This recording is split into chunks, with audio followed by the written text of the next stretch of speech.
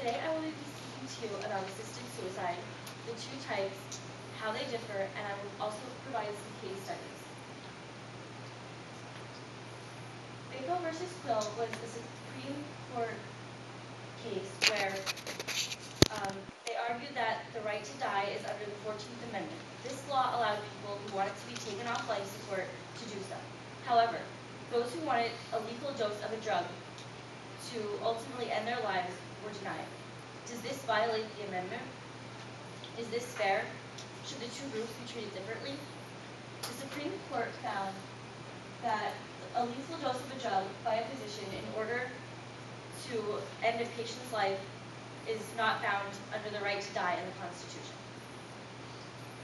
I would like to discuss the two types of assisted suicide. There's active and passive. Active is defined as the active acceleration of a good death by use of drugs either by oneself or with the help of a doctor. Passive is withholding of common treatments that allow the continuation of life. Now,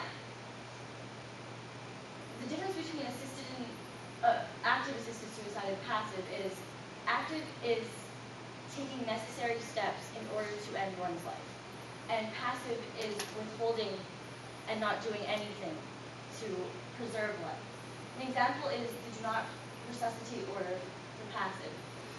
That means that another example is if you're in a burning building, you see a burning building and you see people screaming, and you don't do anything. You don't want to interfere with the firefighters getting in the way. That's not doing anything. That's an example of passive.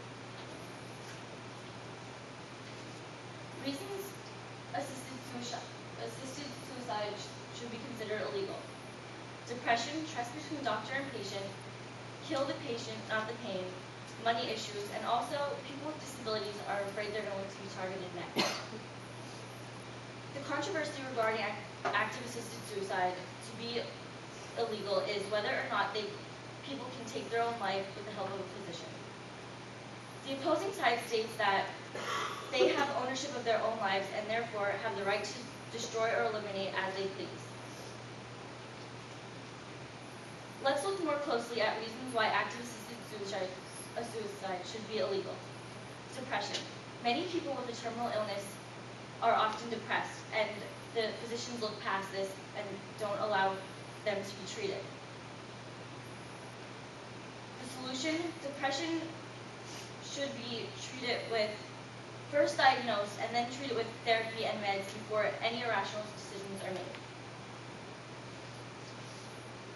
Trust between doctor and patient. I would like to discuss a story of Dr. Kenneth Stevens. Dr. Kenneth Stevens was a man who had a wife with a terminal illness.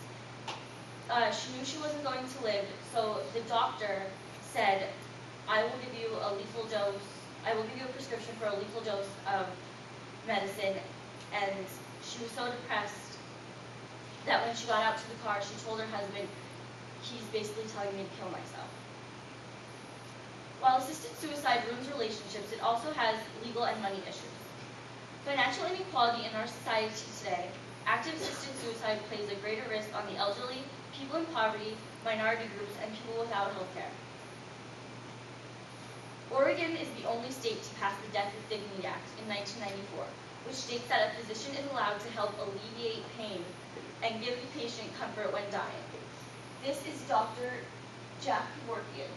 He killed over 130 patients, and he states that dying is not a crime.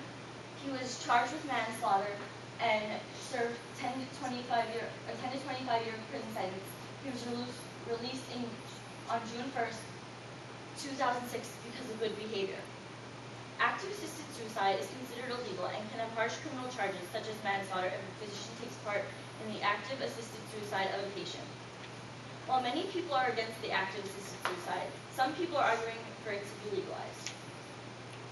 The opposing side says that people have the right to die, have the right to their own lives, and have the right to decide whether or not they want to live or die. People who are in chronic pain or those who are terminally ill are thinking rationally and are able to decide whether they want to live or die. I would like to conclude. Now after seeing both sides of this controversial issue, let's review what we've learned.